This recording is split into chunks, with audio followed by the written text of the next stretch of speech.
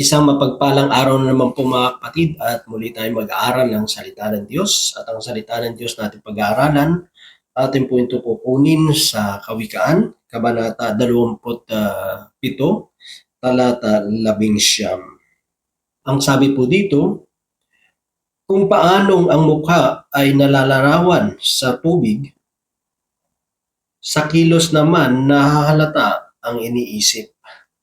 Mga kapatid, mga magulang, mga kaibigan, ito po ang salita ng Diyos. Ang papuri, ang pagsamba ay para lamang po sa Kanya. So dito mga kapatid, ay pinapakita na kung paano yung mukha natin ay mare-reflect sa pamamagitan ng tubig, lalo na kapag ang tubig ay kalmado, no, ay makita mo clear yung mukha mo. At sa pamamagitan ng kilos natin, sabi doon, malalaman yung iniisip natin. Sabi doon sa NIV translation naman, yung puso. No? Yung puso yung iniisip din natin. Kasi ano man yung mga bagay na nararamdaman natin, ano yan connected lahat sa utak natin. Wala nung nararamdaman ng puso mo, nakukonek yan na nasa sa isip mo. So, ano sila, may connection talaga, no? So dito, alam naman natin na yung mukha natin, may mga tao minsan na marunong magbasa ng mukha ng tao.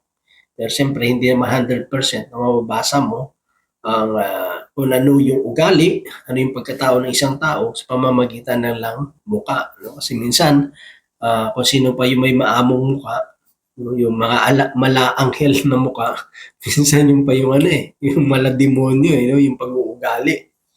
At yung, kaya nga sa mga pinikula, di ba? Sa true to life story, minsan, kadalasan, no?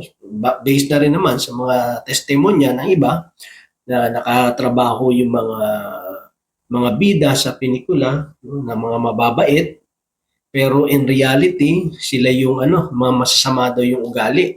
No? Yun ang sabi nila.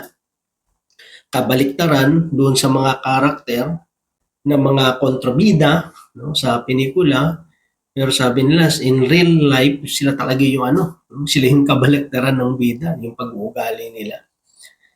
Kasi pwede yung mukha mo malungkot, pero yung action mo, nagpapakita na yung totoong nararamdaman natin Di ba? Pwede naman siyempre yung mukha naman natin, kung malungkot ka, pero talaga nararamdaman mo, may kita talaga sa mukha mo.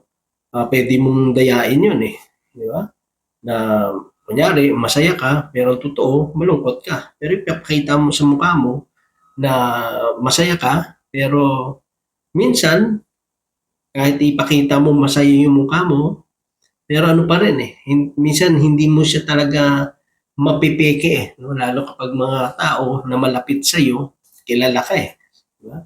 Alam ng tao na malapit sa iyo, lalo siyempre kung mga magulang natin, minsan kahit hindi ka magsalita, no? Sa yung expression pa lang ng mukha mo, alam na, no? Kung may pinagdadaanan ka, o meron kang problema, kung talaga bang masaya ka, o malungkot ka. Pero dito, may kita natin na ganoon din, no? Sa ating mga aksyon, pinapakita kasi dito yung character natin Diba? Ang totoong character natin. Kasi yun ang ilalabas kung ano yung nasa isip natin, kung ano yung nasa puso natin. Hindi kasi natin may tatago makikita at makikita yung sa action natin di ba? Kahit anong tago mo Kaya mo yung sa mag-asawa, di ba? Kapag nag-aaway yan, pag sa publiko, kahit anong pilit nila na parang okay lang sila, parang walang problema, mahalata at mahalata na there's something wrong di ba? Meron talagang may iba sa pamamagitan ng kanilang ma-action na gusto ipakita sa tao na okay kayo, na parang walang problema, di ba? Kaya kaibigan mo, yung kakilala mo, yung katrabaho mo, di ba?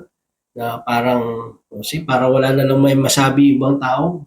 Pag nasa publiko tayo, parang lang, okay lang, no? Pero mararamdaman no? Kaya sabi, action speak louder than words, di ba?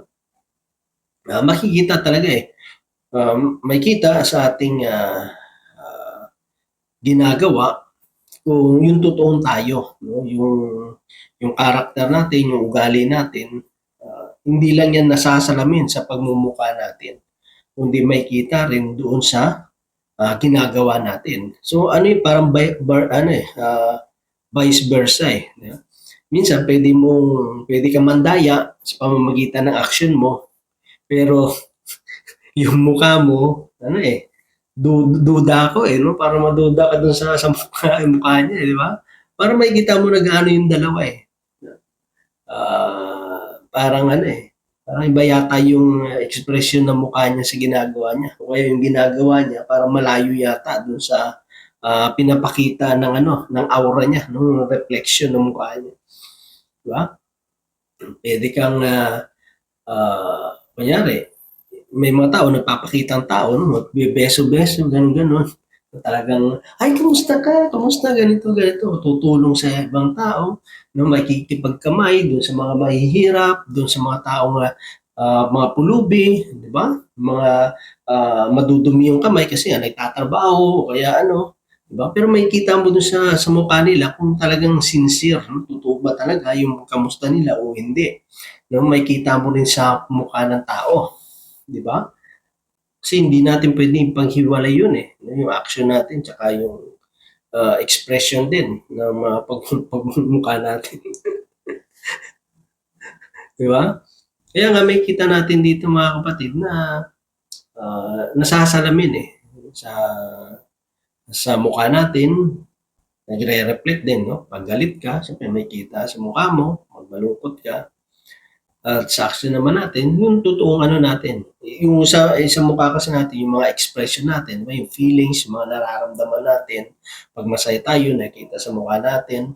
Di ba? Pag malungkot tayo, kung medyo may nararamdaman kang sakit sa katawan mo, may kita rin sa mukha mo na mukha kang may sakit. Di ba? Pero yung action naman natin, napapakita naman yun ng yung character natin, yung pag-uugali natin. Kasi may mga tao minsan, tinitignan ka lang eh, pinagmamasdan ka lang. Pero sa pamamagitan ng action natin, ano eh, kahit anong husay mong magtago, meron at meron palang mahalata eh. Meron talagang nalalabas eh, na totoong ikaw yun eh, na ikaw talaga yun. Yung sa action na ginagawa natin. So dito, ang gusto lang naman ipabot ano man yung mga bagay na ipinapakita natin na nagre-reflect sa atin sa bawat nakikita sa ekspresyon ng mukha natin at sa ginagawa natin, nasasalamin yung buo nating pagkatao. Kaya napakalaga, ano yun eh, hindi natin maitatago yun eh. Yung pinakano doon, hindi mo maitatago eh. Yung reflection mo, wala kang maitatago eh. Sa action mo, hindi mo rin pwedeng itago. Kaya maganda pa rin mga kapatid na maging totoo tayo. Diba? Sa pagharap sa mga tao, kung ano ba talaga tayo, o kung ano talaga yung nararamdaman natin, yun ang ipakita natin. Diba? Walang masamang maging totoo, di ba? Kung galit ka, pakita mo na galit ka, di ba? Kaysa na may magkunwari ka na parang wala lang, pero may problema na pala.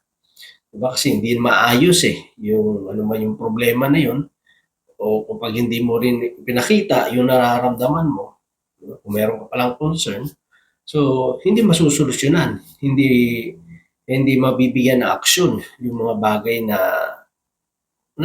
itatago mo lang. Ano mo lang, parang sa'yo idadaan mo lang sa pakiramdam, di ba? Ang malado doon, maging totoo tayo sa sarili natin, sa kapwa natin. Ano lang talaga is, wala talaga tayong itatago. Ang lahat ng bagay ay mahayag. Kaya mas maganda maging totoo tayo sa ating mga sarili. Ano man yung pinapakita natin, ano man yung reflection, at ano man yung ginagawa natin, ay yun talaga tayo eh. Hindi tayo nagpre-pretend.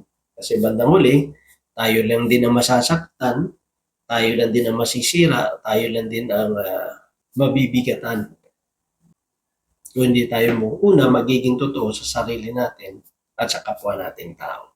So yun lamang mga kapatid, dandawan, Diyos patuloy magpala sa bawat isa sa atin. God bless po sa ating lahat.